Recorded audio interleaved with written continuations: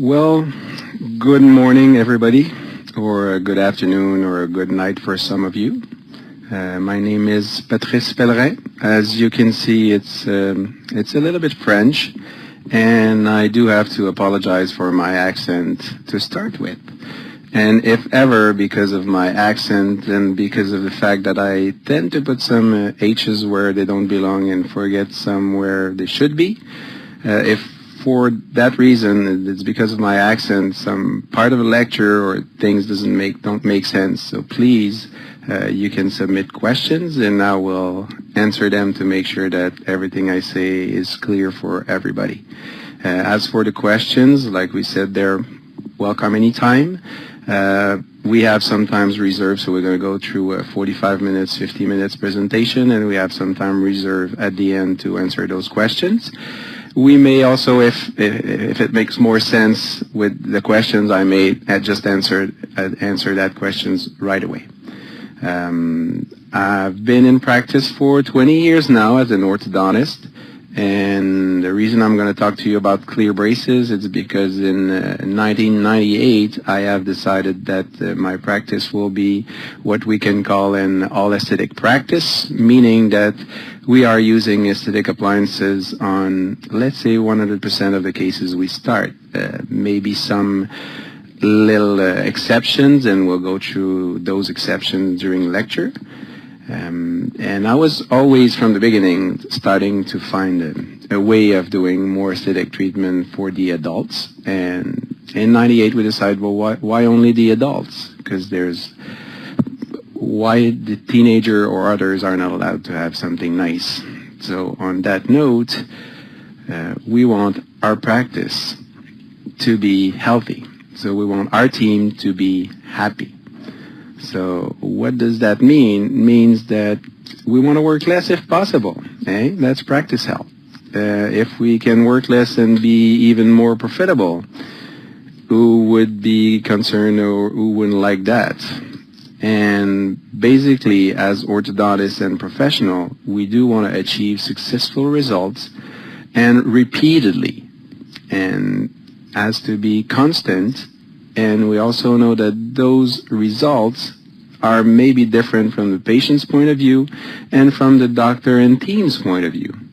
You probably all relate to that our patients are probably ready to have their braces off like 6 to 8 months before we are ready to remove them. So there's a give and take there, and that's practice health. So model for a happy team, there's like 3 major departments. So practice management, appliance selection, and treatment mechanics. So every change you're going to do in one of those departments will affect the other for sure.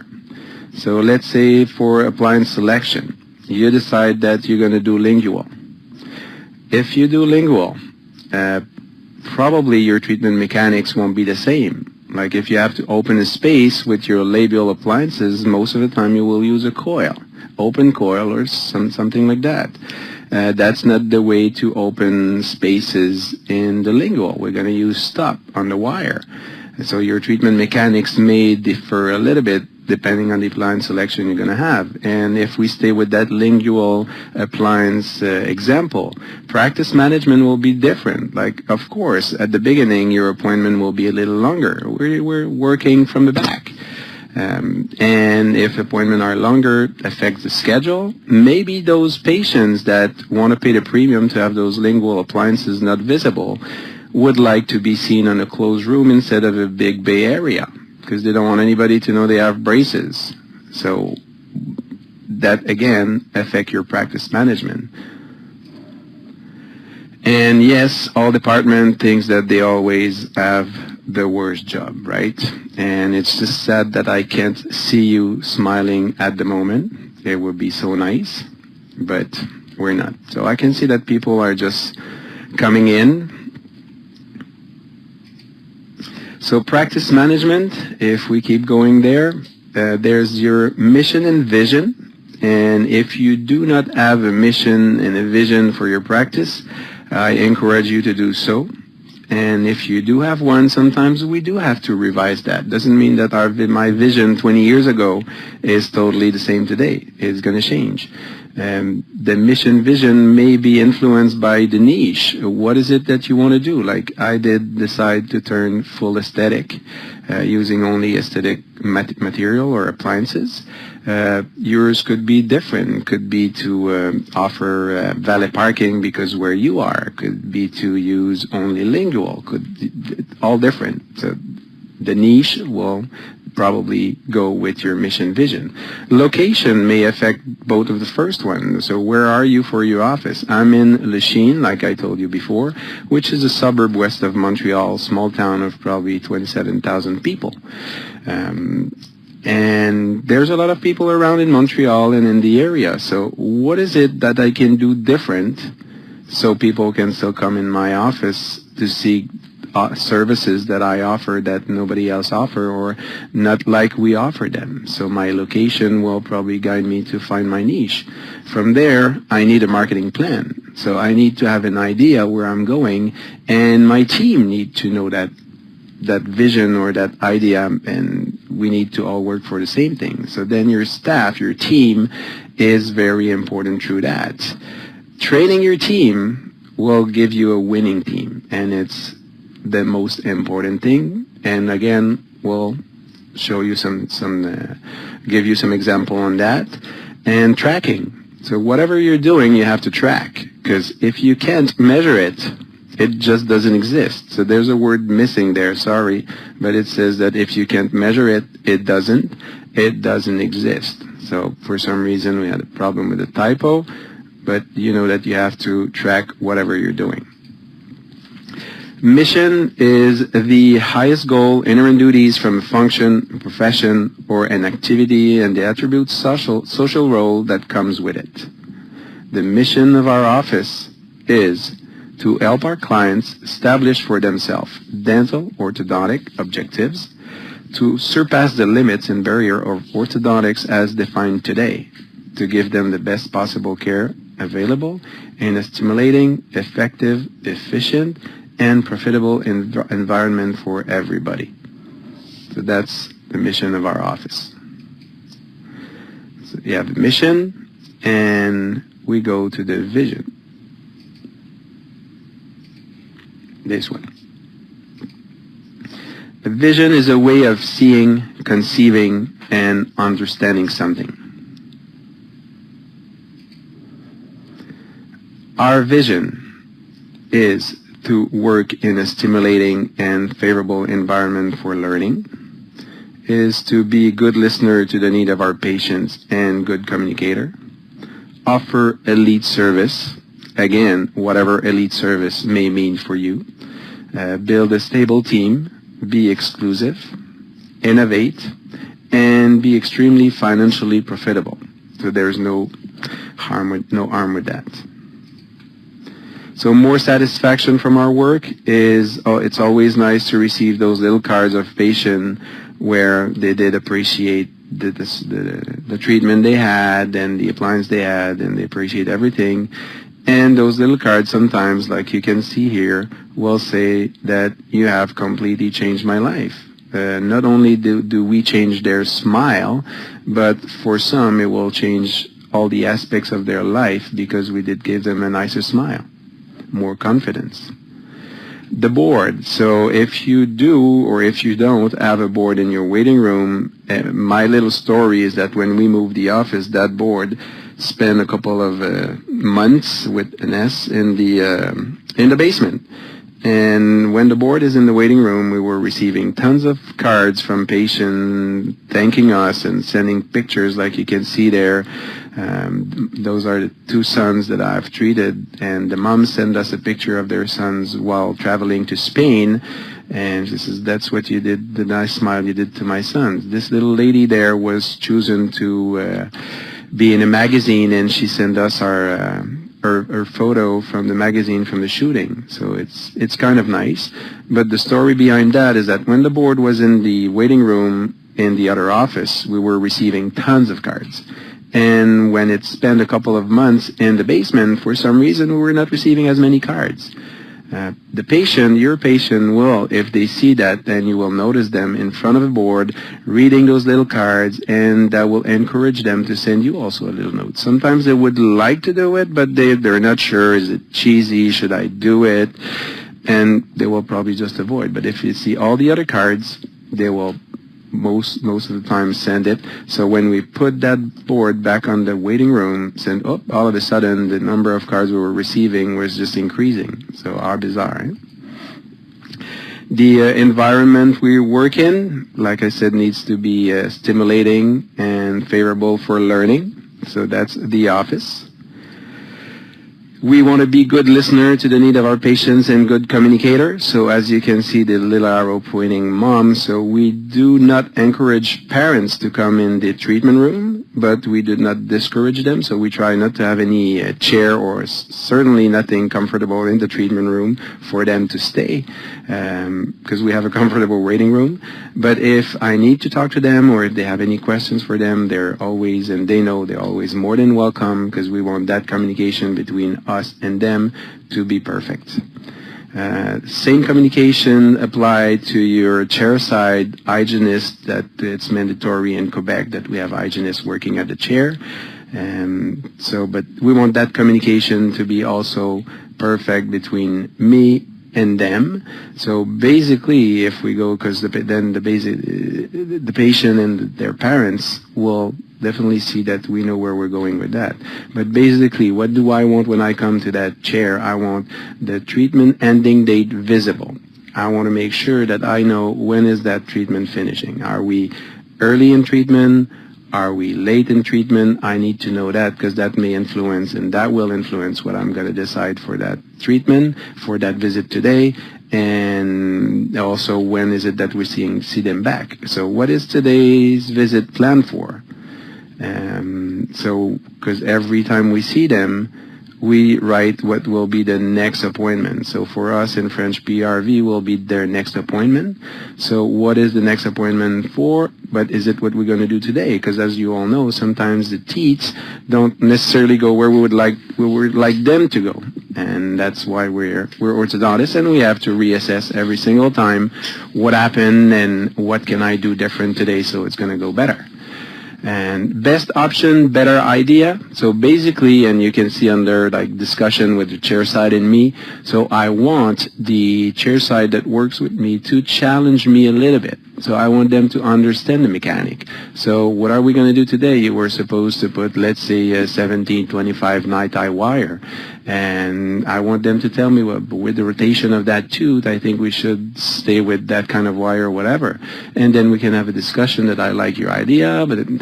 So it encouraged them to like really understand the mechanic and the treatment and where we're going. From that point, I will translate everything we just chat together, the chair side and me, to the patient. Because we normally, like you know, we go with our own little words. So I will just talk to the patient. This is, well, basically what we're going to do today is change your wire, instruct you on some elastics or whatever we have decided, and we will make sure that you have your next appointment in 8 weeks, 7 weeks, whatever I have decided. But I will make sure that I do that translation to the patient, ask the patient if there's any questions for me. No, then okay. So I will just dictate what the next visit, again, PRV means next visit for us in French. So what is the next visit for? And I'm leaving that chair. So there's that communication process. Again, you see, there's no like going back and forth. It's straightforward. Offer elite service. Again, I was mentioning that I've seen some offices where they do, because of the location, offer valet parking. That's elite service. We had at one point, as you may see there, we had a ready-to-wear contest with patients were wearing some T-shirts and winning coupons when they were seen with their T-shirts. That's one way. Water bottle, they receive their pictures and models, photo of their models, because it's all digital. And all the paperwork they're going to receive will be branded to our office, which is, again, very important.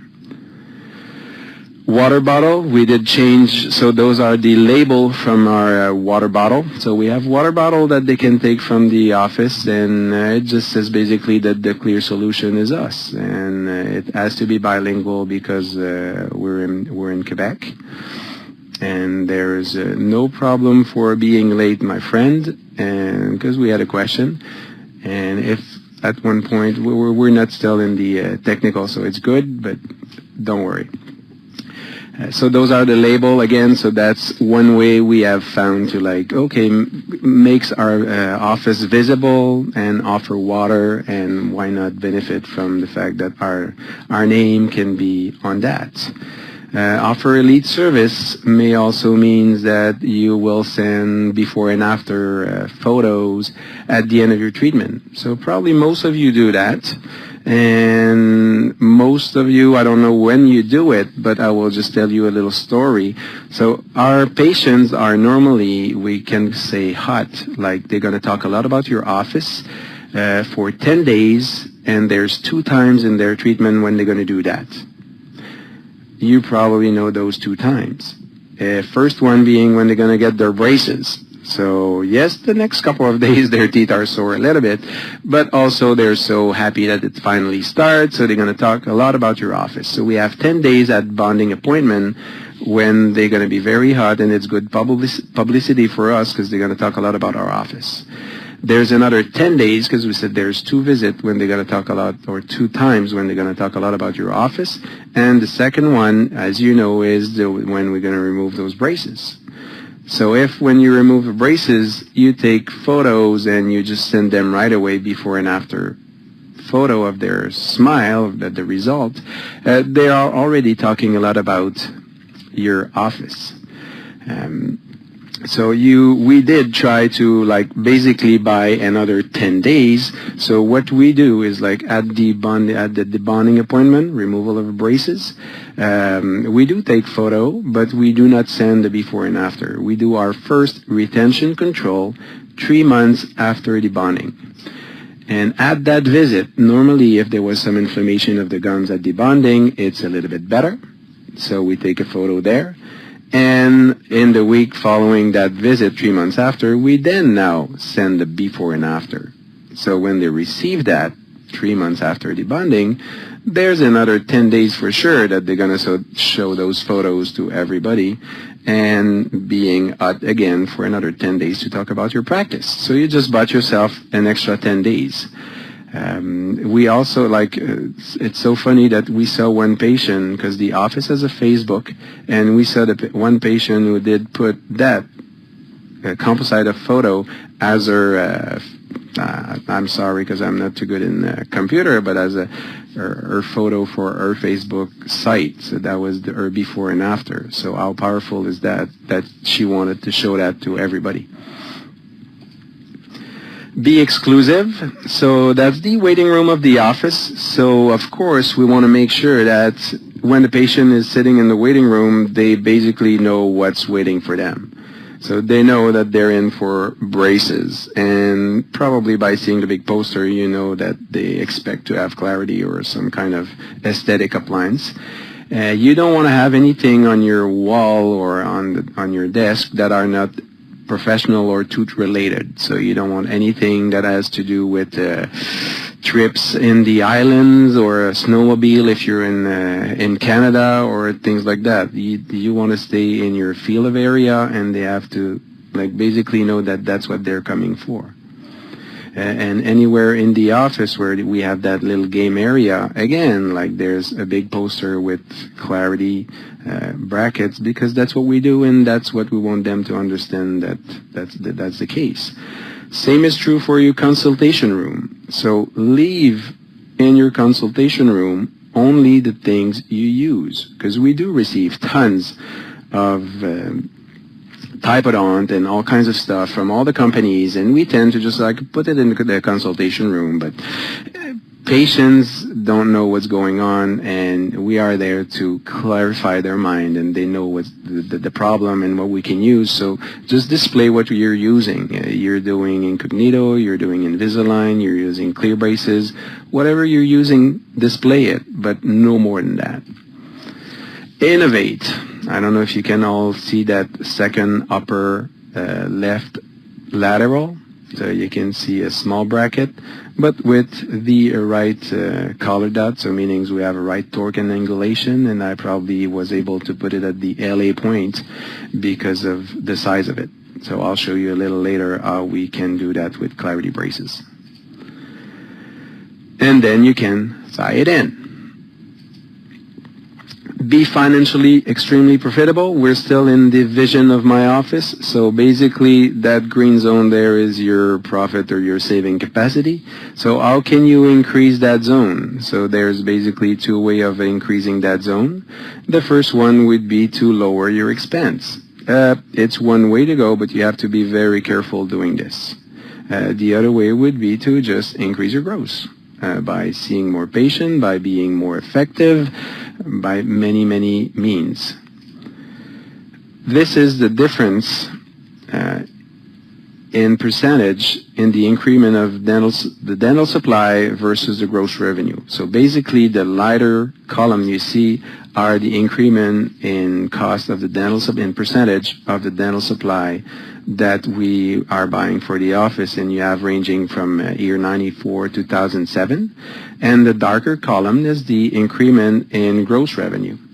It's written that I was 2007 was 160 working day a year, which is 11 days less than all the previous year, because I used to work at 171 days a year, and changed that in 2007, and we are still on a 160 days a year schedule.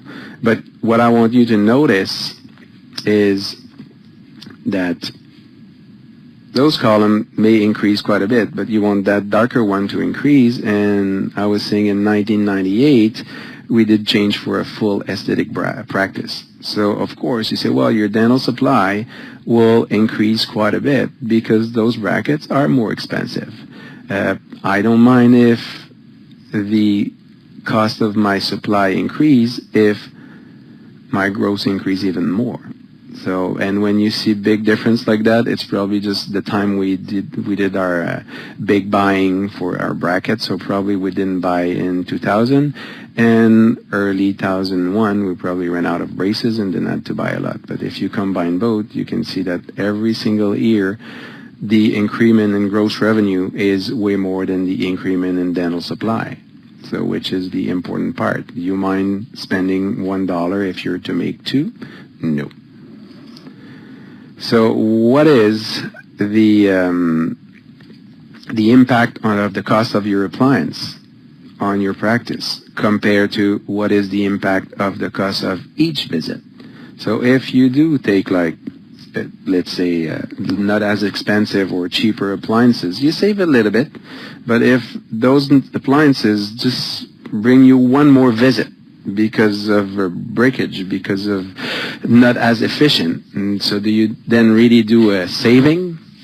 So and if some of you have ever seen the one of Dr. Sunday's presentation on the cost per visit, you would be surprised that you're not doing any saving by lowering the cost of or the efficiency of your appliance. The cost of a visit has a huge impact on your profitability. So aesthetic practice, but always driving the patient satisfaction. So we want something nice, but we also want something that will keep them happy and keep us happy as a team. So we want something efficient.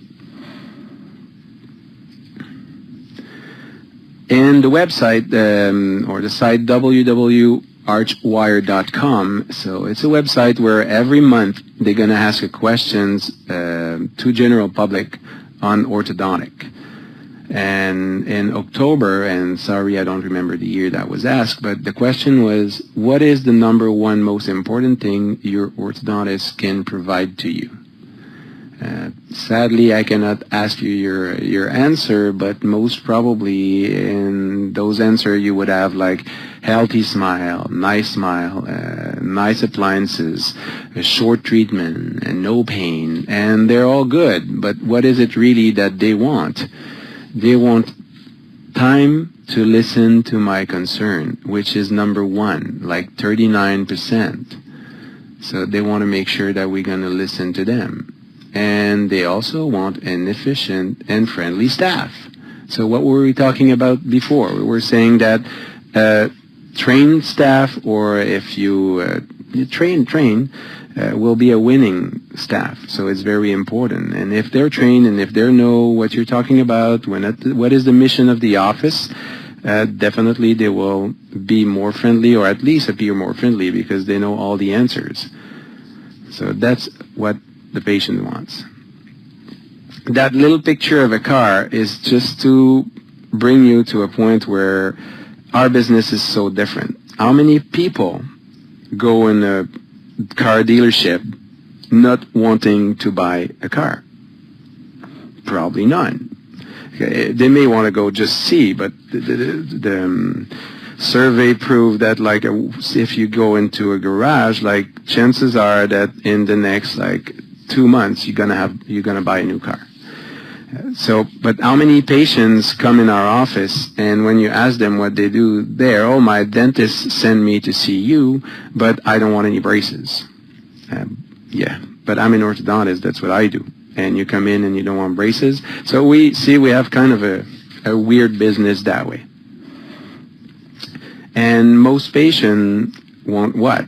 They want something that will not see. Like, you all at that. Like, can you treat me with something that I'm going to wear only at night and that is not visible? But they're all looking for aesthetic solution. Okay? And can we deliver the aesthetic solution without losing on our control? Because we want to deliver result as well. We want to control the treatment. We want to make sure that it's going to go where it is supposed to go, and it's going to be stable.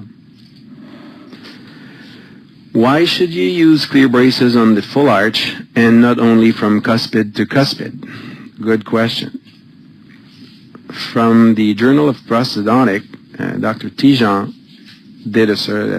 wrote an article on the number of teeth typically displayed in an unforced smile. So from cuspid to cuspid, there's only 6% of the population that shows that. So basically, if you use clear braces only on cuspid to cuspid, you please 6% of your patient. If you just increase that from first bicuspid to first bicuspid, you can add another 49%. So you're pleasing more than half of your patient. If you go from second bi to second bi, and that's why all the system comes from second bi to second bi in clear, you had another 41%, so then your number is like at 96% of the patient you cover with using second bi to second bi. Is there some cases or instance where I will not use clear braces on the second bi because it's not fully erupted, because it's in rotation or some malformation of the tooth? Of course, okay?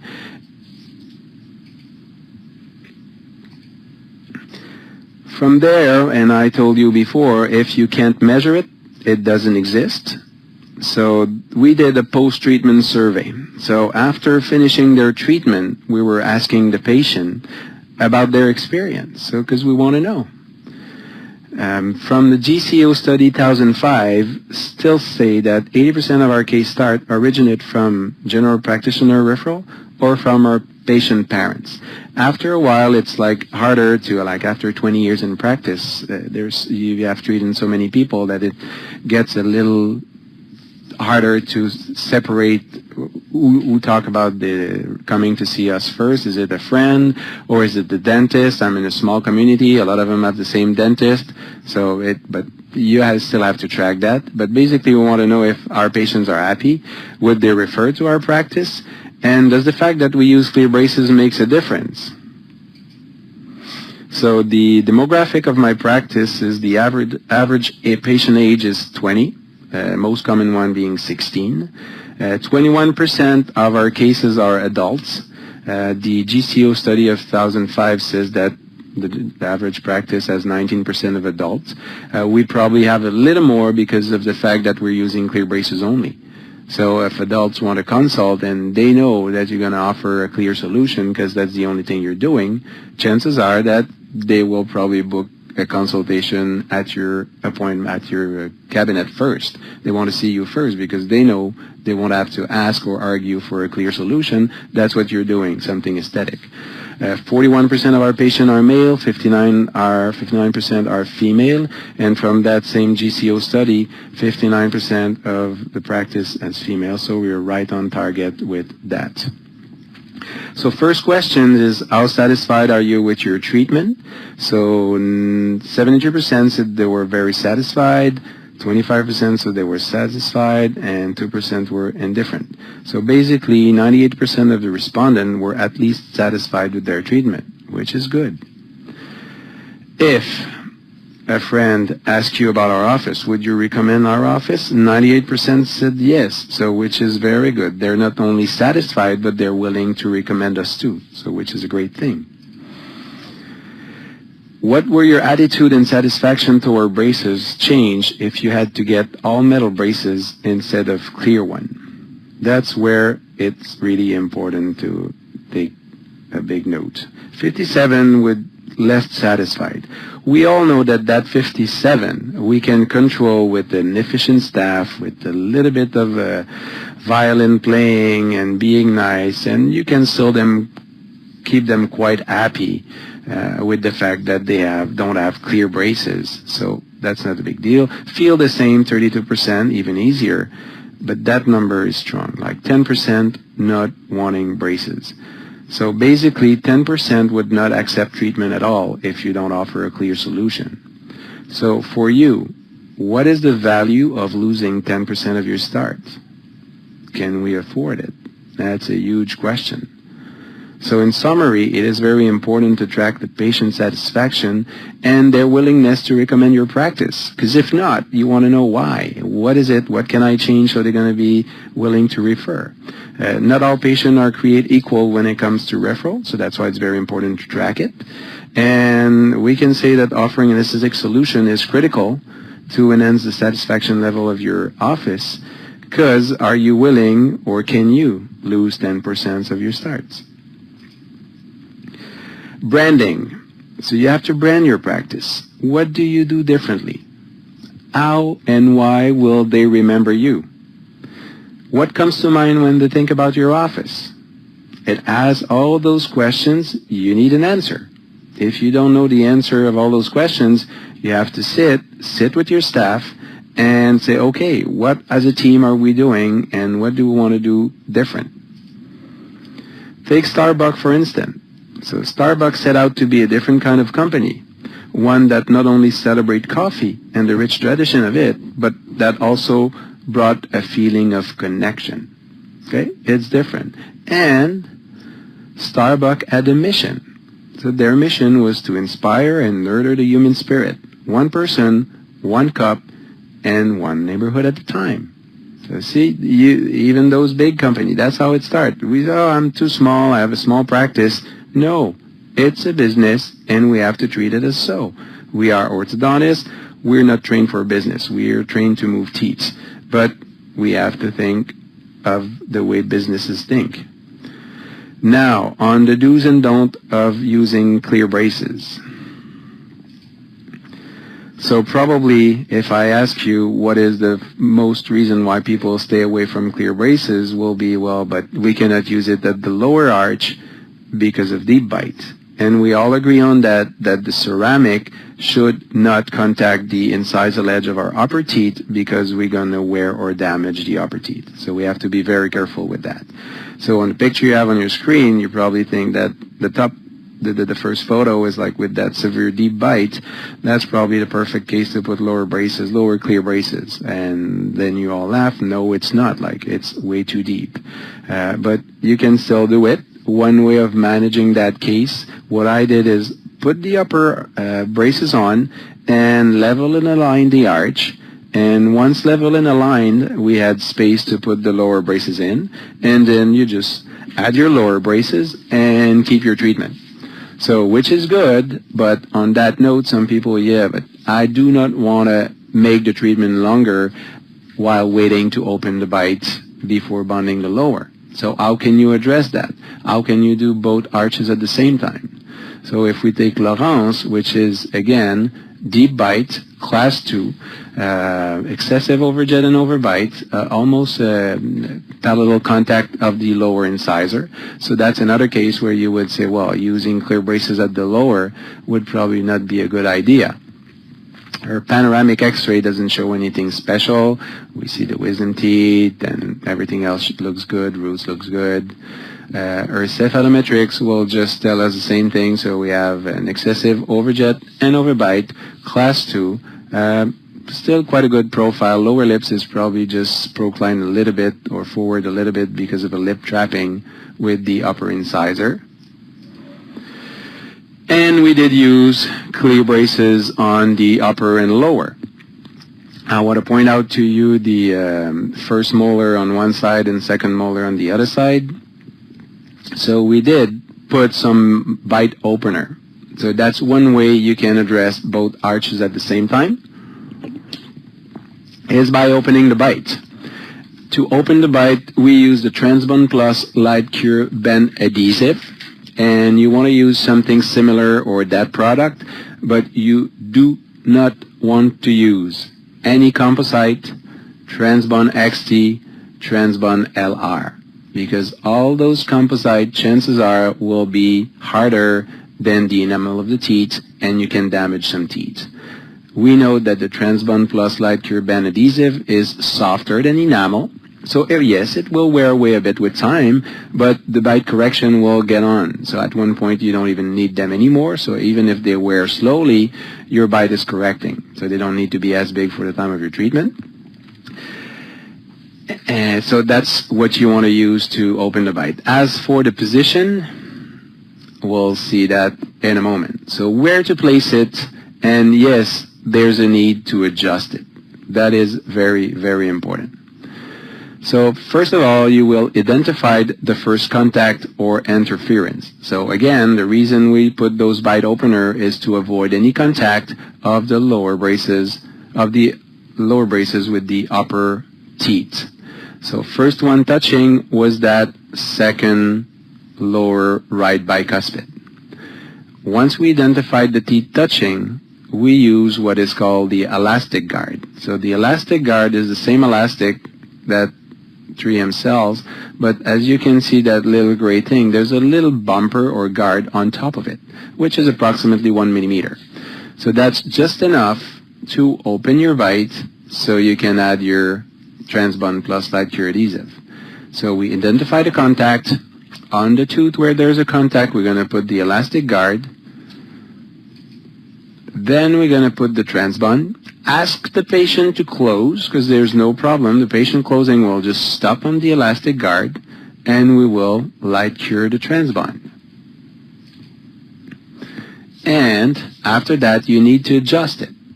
We'll see that in a moment. So basically, you want to open the bite so you will avoid either this or damage to your upper teeth. So you put the Transbond Plus Light Cure adhesive, patient bites, and you light cure it. The patient will go laterality and probably is going to break your Transbond. So the point missing in what we just saw is that same thing, bite, light cure, but then you need to adjust to make sure that any lateral movement excursion will not break your Transbond Plus. You do your correction, and once the correction is done, you just remove the bite opener.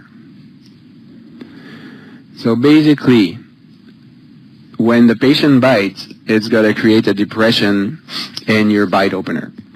So the bottom part, where we have that little red dot with the articulating paper, is now, if we want to say it that way, is now the deepest part of a bite opener. That deepest part needs to become the highest part. So everything around it, I will polish and remove. So when our patient will do any lateral excursion, he will not break the bite opener. Now it's done, it's adjusted, so you can see that it's flat surface, so the patient can move laterally and there will be no problem. If for the scheme of color you want to remove the elastic guard and put a normal one, that's fine. But the elastic guard was also doing the same job, and it could stay there. That was holding the wire in place. That was tying the wire to the bracket. But we can also remove it because the patient doesn't like the color. But the point is that it doesn't need to stay there to open the bite. Now it's your Transbond Plus that is doing the job. And we can finish our treatment. One thing you can notice is that we didn't remove the bite opener soon enough. So we probably just removed it, even if it's blue, and it's quite easy to see. For some reason, we probably just forgot to remove it. We remove it at debonding day, so it will create a little opening for a while. We know that nature will help us, and that bite will close with time. And we were able to deliver our treatment in 19 months because we did access upper and lower at the same times by using the bite opener made in Transbond Plus. You could have done it the way we saw the first one, put your upper braces, open the bite, then put the lower one on. You would have get to the same result, probably just not in the same amount of time. What if the bite is closed again and you have too much incisor showing? So when you have a deep bite, you always have to evaluate your incisor showing, because that will tell you if more correction needs to come from the upper teeth or from the lower teeth. In that case, we have too much incisor showing. So can we use the bite opener in the back? Yes. Will that help us as much as if we use them somewhere else? Probably not. Since we want to increase the intrusion of the upper anterior, we can use, so that's Simon with his braces upper and lower. And if you notice on the picture of the upper occlusal, you will see those little bump behind his anterior teeth. In that case, you could do it with the Transbond Plus adhesive, same thing. But we do it with the Bitrems from GAC with our plastics. So they're easy to adjust, easy to remove, and they're just bound there with composite, so the patient will contact those on those little plastic Bitrems, and that will, at the same time, they will protect your top teeth from touching the lower braces, will accentuate the intrusion. On a question, sorry, we're going to go like to that questions. The question is, anterior bite turbo is better than bite opener and posterior teeth in the bite cases. The anterior bite turbos, so the one called bite turbos, if I answer correctly, are the one from Ormco, which are basically doing the same job as the GAC, difference being that they're in metal. From there, it's just a matter of what you like more. Do you prefer the metal one or the plastic one? In my hands, I have less trouble adjusting the plastic one. That's why I prefer that. Like I was saying, you could do them as well in, you could do them with the Transbond Plus. And one of the reasons, like sometimes you will not be able to use the bite turbos or the Bitrems, because if your overjet is excessive, then it will not work. So your patient will just bite behind those turbos or those Bitrems, or you would have to make them so huge if you have an 8mm overjet. Then it would be almost impossible to use them as a device of correction for your, or preventing your top teeth from touching the lower braces. So whenever there's the overjet that is a little on the high side, the posterior bite opener will be better than the anterior one. But it basically just depends on your on the overjet and what you need to achieve as far as incisor showing. And we have another question: why ceramic brackets and not sapphire? I don't know if I understand the question well. Sapphire, I did use in the early 90s brackets called at the time Starfire from A company, and they were made out of sapphire. And the main issue, they were very, very nice, but the main issue with these brackets were the removal. Some of you that were there at that time probably remember the debonder, thermal debonder, so which was an appliance that was basically warming the brackets. and burning some of the gingiva and like giving some discomfort to the patient. So basically the Sapphire, at least the one I tried in the early 90s, even if very aesthetic, the mechanic was not as nice, and the removal was really a problem. And you'll see in the next couple of slides, one of the other good reasons to use ceramic is the possibility of adjusting them. And we have our patient Simon finishing his treatment. That's his pan after. So we use lingual retention most of the time, upper and lower. First bite at the lower, and cuspid to cuspid on the upper arch. Treatment time was 16 months because we could address both arches at the same time. If we go back there, that would probably be one reason why I prefer ceramic than sapphire, because I'm not sure you could remove or abuse a sapphire bracket as much as I abuse the ceramic one.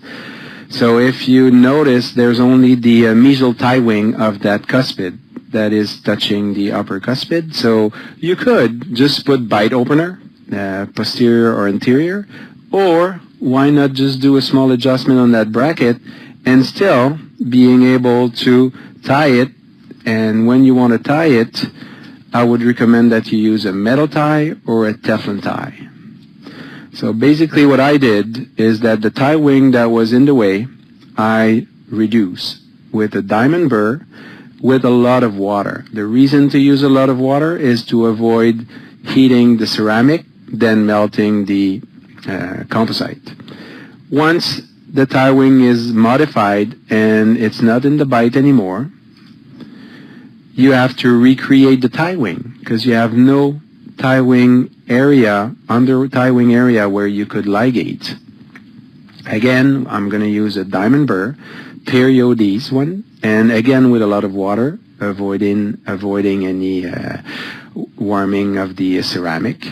So if we look at the bracket from the side, so basically what I did with the first football burr, diamond burr, was to remove this part of the bracket. So basically then the tie wing was only that long. But if the tie wing is only that long, then you have no under tie wing area. So we recreate it with the perio burr. So this part was recreated with the perio burr. And after that you can, and like I said, you can tie it again on the four tie wings. I would recommend metal or Teflon, because sometimes, even if I showed you the next picture where it's been figurated ligate, and that tie wing has been modified, and that's an elastic. The main reason what I would recommend to use more metal or Teflon is because when you do modify them, a lot of times the edge of the bracket can be a little sharper than how it comes from the manufacturer, and it would just cut your elastics. So sorry, we have one question again. How about to check the incisor showing in the deep bite case? Yes. So basically when you have a deep bite, so we don't see the lower teeth at all, which arch basically is responsible? So if we have, let's say for example, we have a 100% deep overbite, so we don't see the lower incisor at all. Then we're going to ask our patient to just like a normal unforced smile and just open the bite, the mouth, and we're going to see the incisor showing. If the incisor showing, which is supposed to be like 2-3 millimeters around there, if we have 3 millimeters of incisor showing and a 100% deep bite, it means that your correction needs to come from the lower incisor only. So you need to intrude those lower incisor, and there's probably a huge curve of SPIE at the lower arch. If, same case, where you have 100% deep bite, and your patient is displaying his whole anterior teeth, and even maybe some gums, then you know that your deep bites need to be correct mainly by intrusion of the upper anterior teeth. And if the gum display is too much, it may even imply some other stuff as surgery or whatever according to what they want. But basically if the incisor showing is over 4, 5, 6, 7, 8, 9 or whatever, then your correction will need to address mainly the lower teeth. possibly a combination of both sometimes, but that's how we're gonna check the inside. That's why the incisor showing is in relation very importantly with the deep bite. I hope that answers your questions. How about aesthetic arch wire? I think we're gonna just try to finish the presentation and go through that. I will touch that, okay? So stay with me. Broken dreams, you've all seen that. So is it really the product or iatrogenic? And it would be nice to have you just write the top five list of what that patient was eating when he noticed that. And probably our list would consist of, oh, I was eating Jello, yogurt, soup would be in there, and salad, and probably not even, oh, I was not even in my sleep. And sometimes we think, well, you liar.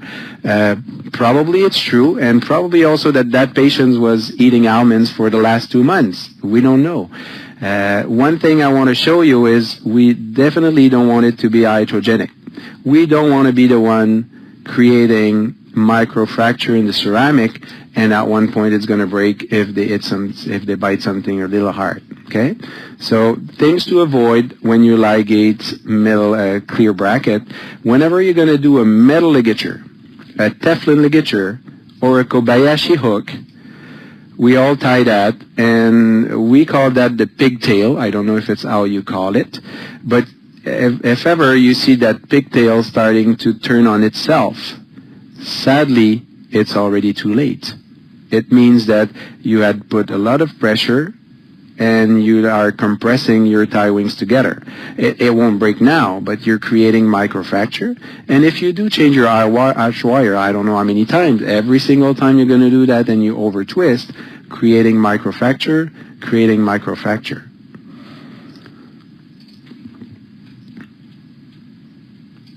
When you want to remove that metal ligature or Teflon ligature or Kobayashi, always use your pin and ligature cutter on top of the wire. Because if you do it on the ceramic, again, you're just like creating microfracture on the ceramic. If you do it over the wire on either side, if your pin and ligature cutter needs to nudge something, it will nudge the wire, and that's on the labial surface, so it's not implying the friction. So there's no problem to do it over the wire. If you have to remove elastics, always do it sliding on the wire or in between the tie wings. The only one you may have trouble to do in between the tie wings would be the lower incisor, because the tie wings are so close, depending on the size of your instrument, it may be tight on those lower incisor. But you can always do it on the wire, going mesial or distal, and going up, going toward the incisal always. Never go toward gingival, because if you slide, you may hit the gums, and it's not a very good idea, and that's not the best way to do friends. Can you figure eight in a clarity bracket? Yes, you can. The biggest clarity bracket there is the lower cuspid, this one, and as you can see, we did figure eight it. The main reason if you have problem possibly is that the choice of instrument. So your instrument needs a hook. You know, if you use the one without the hook, the difference will be when you hold your elastics, look at the amount of elastics you can stretch, and look at the amount of elastics you can stretch if you have a hook. So then it's easy to stretch all that and create a figure eight, instead of like it's going to be very tough to do it with this one. So basically your instrument need a hook.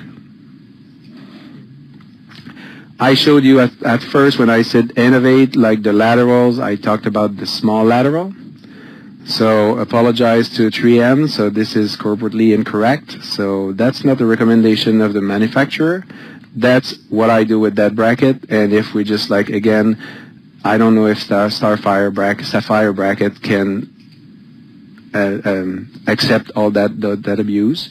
But when you have severe rotation, what do? You can delay the bonding and open the space with coil. You can use metal eyelet or metal button, or you can cut your clarity bracket in two.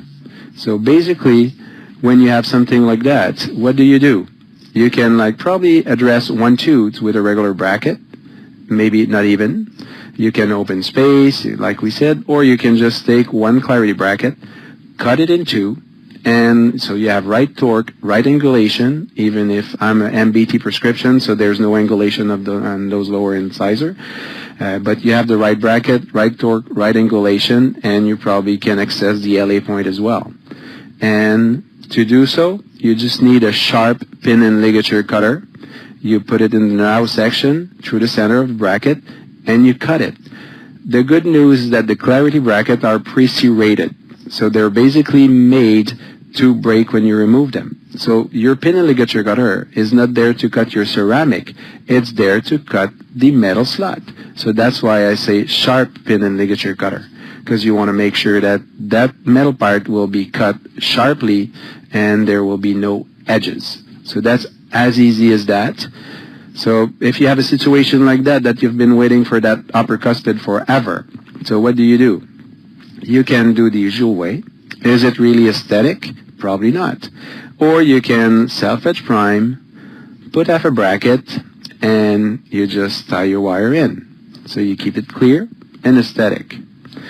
To remove the half bracket will be different, because like I was telling you like a minute ago, the Clarity brackets are made to be removed easily because they are pre-serrated in the middle. So when it's time to remove them, just by squeezing them mesial to distal, they will be removed from the teeth easily. If you have a bracket, you lost that option. So you will, first of all, create an under section in the adhesive with a flame burr.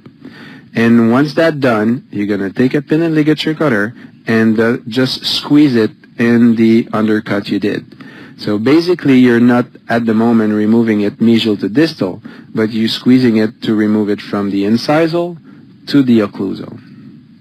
And that's it. It's going to come very, very easy. What is the appliance with the best aesthetic of all?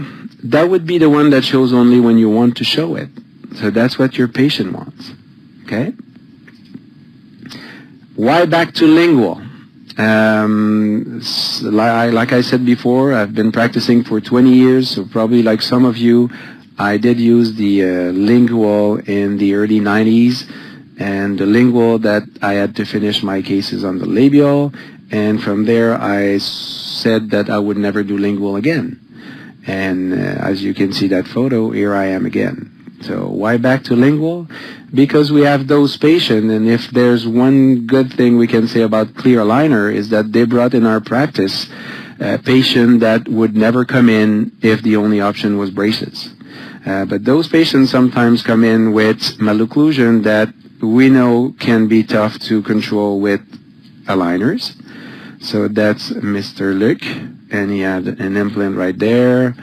And cephalometry, like it's open bite. You saw the cross bite of all his upper left quadrant. And that's him after refinement. So we did aligners, we did refinement, we still have the midline off, we're hand to hand. And the only way out was to put some braces on and finish. So we had to add braces at the lower, and we deliver a result like there's an implant there, we cannot do any better. But with midline is on, we have a good overbite over jet, and the patient can go for his prosthetic, but we have to like discuss about using those braces. And you know that if the patient came in for something aesthetic, it's an argument that I would like to save. So, and after that he went for his prosthetic, so we still deliver something quite good. But is it possible for me to have like more control and faster while respecting the demand of my patient? Yes.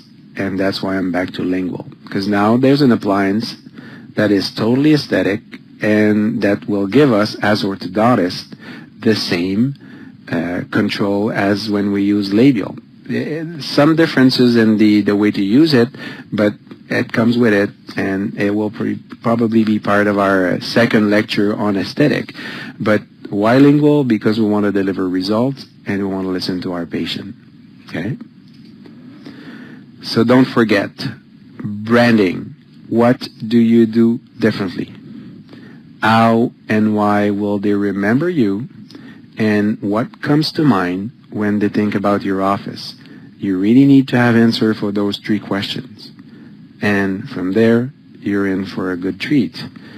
On that note, have a great day or a great evening or a great morning, and looking forward to do a part 2 with all of you in the fall. So stay tuned. Bye-bye.